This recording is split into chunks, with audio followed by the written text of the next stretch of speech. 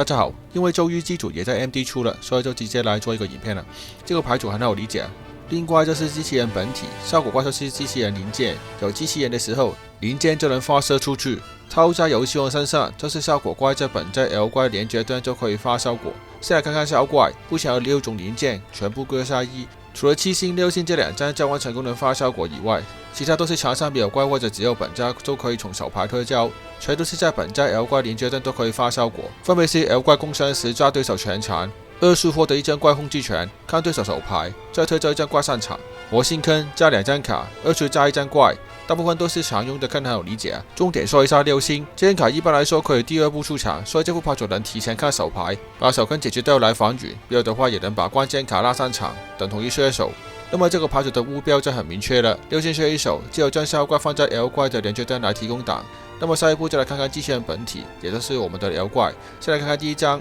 只要连接端有本家怪就有抗性，攻击2次和高攻击力，然后1回合1次能减少1张本家卡。将减少点放在 L 上看起很烂呢，其实全部本家都可以用1张卡拉出来，所以反而是第一张出场的卡。这张卡是最主要的机器人，能输出能减手，还带抗性，很容易站住场。接下来看第一张 L3， 首先能解锁陷阱，这副牌组有1张3出怪兽坑，可以让中单干硬，然后对手回合2出拉乌地张零件，然后2张回牌组。正常的中单是会加这张卡，加上本来中单就有2张零件，可以在对手回合发动3张零件的效果，但因为陷阱只带1张，这张卡打1张也可以。L2 交换条件非常容易只需要2张机械组就能出。L 就成功可以拿1张本家魔法，而本家魔法是展开的关键，所以能出这张基本上都能把康普打完，自己本身也能拉乌第1张零件，无论是用来开效果或者是用来出 L3 都是非常好用。本家怪兽都介绍完，魔性的部分就来到康普那边。刚才也提到 L2 只需要2张机械组就能出，所以这是带了闪刀的系统，用来提供铲子和过看卡。直接到康普的部分，